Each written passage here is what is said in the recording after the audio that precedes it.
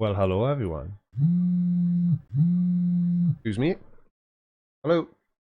Steve! New phone? 5G? Steve? You okay? Hello? Steve?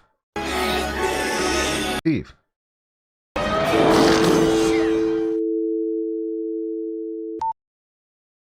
Go nuts on my nuts. Hello everyone. Welcome to another episode of Playing a Blinder with me, the Creaky Blinder. Now, no Steves were actually hurt in the making of the opening sequence of this video, obviously. But 5G, is it dangerous or is it just fear-mongering? Because as with the rollout of any new technology, there are always those people who just try to scare everybody. But it usually comes from a lack of information about the new technology. So I thought it would be fun to have a look at a couple of people who think it's dangerous and explain to them why it isn't actually as dangerous as they think. So let's do that, shall we? It's the question of the day. Ian, what do you think about 5G? For those of you that don't know, I'm a tower climber. I climb cell phone towers and install the cellular equipment that allows you to keep scrolling.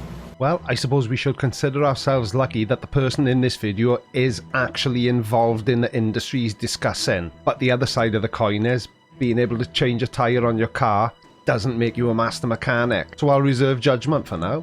And I'm currently in 5G training.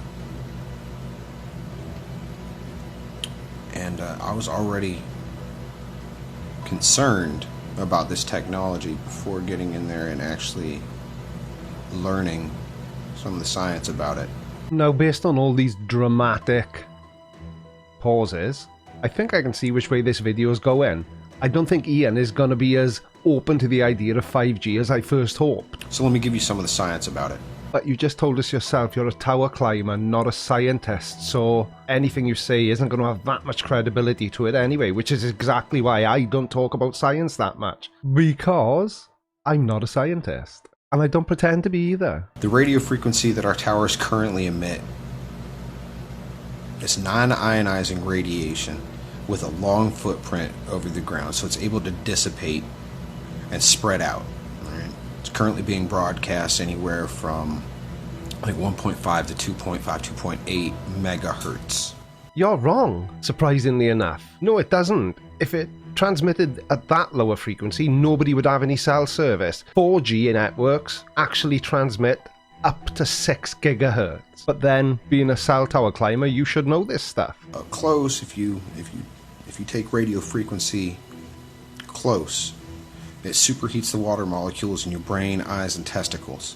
Testicles? No, it doesn't, does it actually? Because it isn't concentrated enough to do any harm. But we'll get into that a bit later on. So it's a very real thing. You could render yourself sterile or with a splitting headache for days, or I cooked the top of my skull and left me useless for the rest of the day. And that's at short range, at a relatively low power. The way 5G is going to work is it is going to broadcast in gigahertz, not megahertz. Ian, it's almost as if you want to get one wrong and then one right. Yeah, 5G is going to transmit in gigahertz, but so does 4G. And 5G is going to transmit somewhere between 30 and 300 gigahertz. We're talking about 30 plus gigahertz they're estimating, which means 15,000 times stronger than what we're pushing out right now. It's not 15,000 times stronger. There's no need to panic. And it's going to actually go at a much steeper peak. It's going to almost be broadcast straight at the ground to hit more receivers that are then going to transmit it outwards. Now, believe it or not, he is kind of, sort of, right.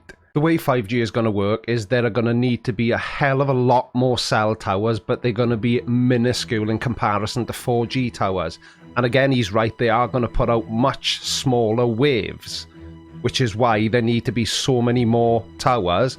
And the smaller the wave, it's closer to the source, hence you get better cell reception. Radiation is used to describe every form of electromagnetic energy emitted in the whole universe. So the sun, when you're in the car listening to the radio, when you're in your house and you turn on a light bulb, They all emit electromagnetic radiation. But the problem is with people like this is they look at the negative term radiation poisoning. Think of Chernobyl. But it's not the same thing. Well, it is, but it isn't. Right.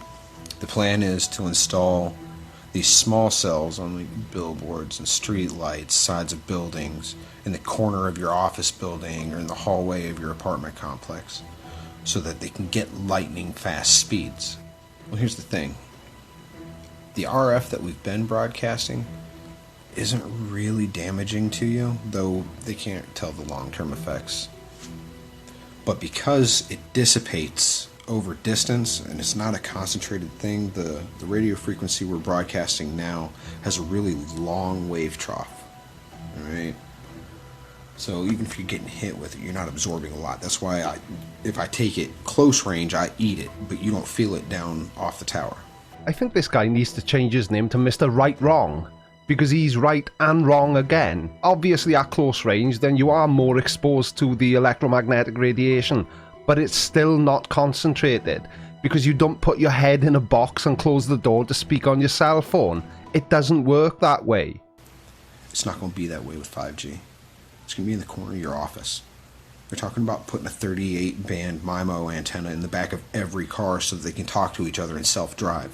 But it still won't be concentrated, will it? The reason for this confusion, I think, from what I've read about 5G, is it uses exactly the same method to put out the cell signal as a microwave uses to cook your dinner. Now, the average household microwave puts out 700 watts of power in a combined space. We've all got microwaves, we all know how they work. So it cooks your food. And these people seem to be thinking that because they're going to be close to these 5G cell towers, or they're going to be close to their 5G phones, that it's going to do the same as a microwave.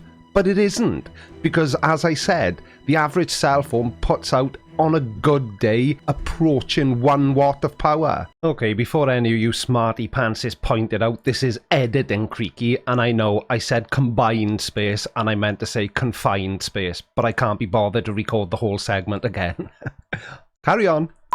Now, the 5G, its waveform is much tighter, where 4G, 3G, and 2G have fairly long wave troughs so that we can reach distances and have a greater footprint coming off the tower. It's not necessary with 5G. It's going to be broadcasting what's called a millimeter wave. Okay, Mr. Right Wrong, you're kind of right and kind of wrong again. Now, the difference between benign and harmful radiation is whether it's ionizing or not, which basically means are they strong enough to remove an electron from its orbit around an atom or not, causing the atom to become charged or ionized. And the split between ionizing and non-ionizing falls somewhere in the ultraviolet range. And 5G falls well below that level. Which is much more tightly focused with much closer wave troughs. So when it does hit, you're just getting blasted.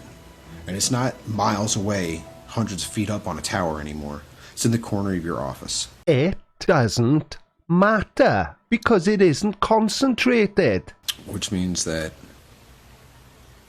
this millimeter wave is going to be able to directly affect the cellular membranes, the bonds that hold your cells together. So the way this seems to me, this guy is obviously a conspiracy theorist anyway. He works for a company that installs cellular antennas on towers, and he's been going through the training, and his conspiratorial mind has added 2 and 2 together and come up with 5. I nearly said 4 then, but that would have been right. There are so many conspiracies around so many different things, it's hard to know who believes what. Now, we're all aware of the anti-vaxxer movement and their conspiracy that the mercury in immunizations gives kids autism. Scientists have proven that mercury is 99% radioactive free anyway, so the amount of mercury that was in the injections, which was a tiny amount anyway, was too little to be absorbed by the body. So now, people like this guy here believe that 5G is going to be the next big thing that's going to give kids autism, which is equally as ridiculous. Not to mention what it's going to do to your brain and your eyes and your testicles or ovaries, just from the superheating that radio frequency will do at a close range. But because it is so powerful, so compact and tightly beamed, it is literally going to be able to break down the bonds that hold your cells together. But as I've already said twice, I think, at 1 watt, it won't be able to do that. Radioactive frequencies can superheat things. He's right, that's how microwaves work. But microwaves are 700 watts plus, not 1 watt like your mobile phone. Now, I said right at the beginning of this video we were going to be looking at a couple of people, and so far we've only looked at one, so it's that time. 5G is a weapon. It's used by the military. Oh yeah, Mr. David Icke. You know, they drive up in this technology when they want to scatter a cloud, and they put out these frequencies. I think we've already established that it's not the frequencies that are harmful, it's the power. And people scatter because they get the feeling their skin is on fire. Now, for once, I've done a little bit of actual research, and there are some applications that would benefit the military. 5G technologies could have a number of possible military applications, particularly for autonomous vehicles, command and control, and intelligence, surveillance and reconnaissance, systems which would benefit from improved data rates and lower latency. But I can't find anything anywhere that implies that the military are already using 5G technology as a weapon, because as this video has hopefully described, there really is no way of using these radio waves to cause harm to anyone. When our electromagnetic fields are in balance and harmony, we have health. We have psychological health. No, I'm not going there. And we have physical health.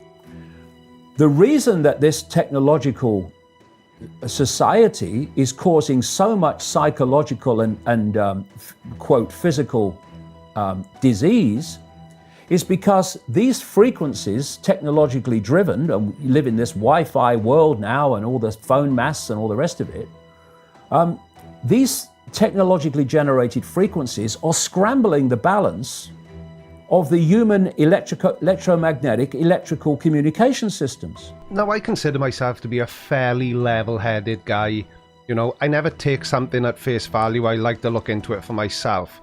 Now, does anybody else find it massively hypocritical that a man that now makes his living via technology, through his YouTube channel, through doing interviews which get uploaded to YouTube channels, is claiming that technology is the devil and harming us, scrambling our emotions and our feelings and our chemical balance?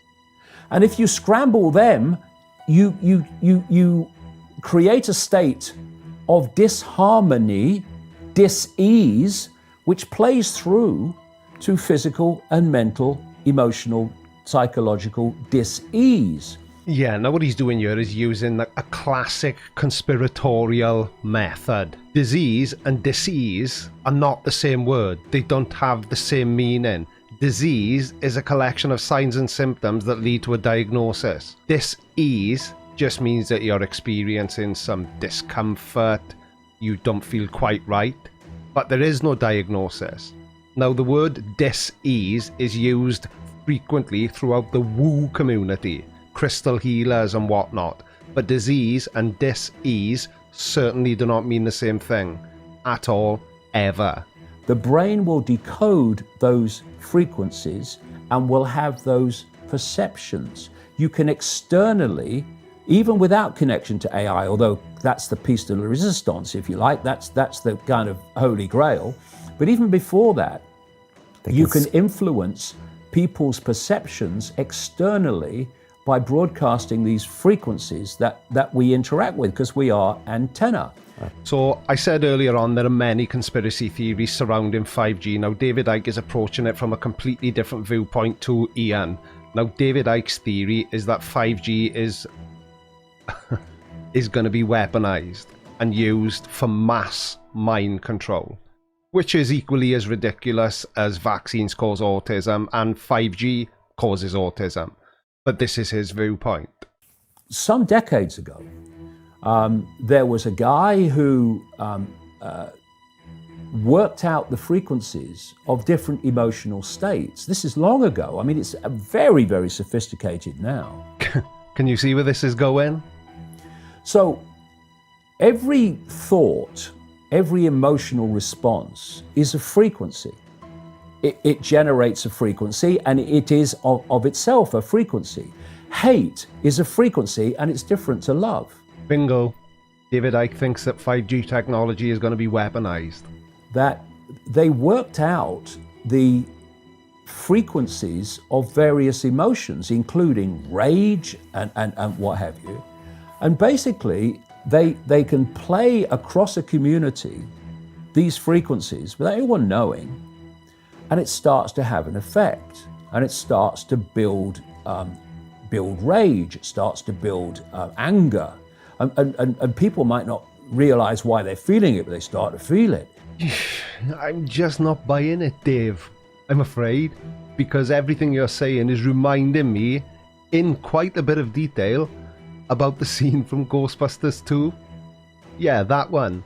The evil river of slime underneath New York. The American military, they've admitted this. They have technology that fires frequencies at the enemy that basically breaks the enemy's spirit, so they give up and put their weapons down. What? Now, I'm fairly confident in the fact that there must be some American military personnel in my audience. In fact, I'm almost certain there is. So what can you tell me about your army's mind control device? Let me know down in the comments, or email me if you prefer. Inquiring minds want to know. Now even I can only take so much David Icke. So I think that's where we'll call this video done. If it's your first time here, don't forget to hit the subscribe button and turn on bell notifications. Thank you very, very much indeed for watching. But quickly, before you go, if you're looking for something to do for the next, I don't know, hour and 20 minutes maybe, you can check out this video here, which is episode 1 of Creaky Cast, which is now also available on iTunes and Spotify. So, yeah, do that. I appreciate it. Thank you very much indeed for watching, and I'll see you all next time. Take care, and bye-bye.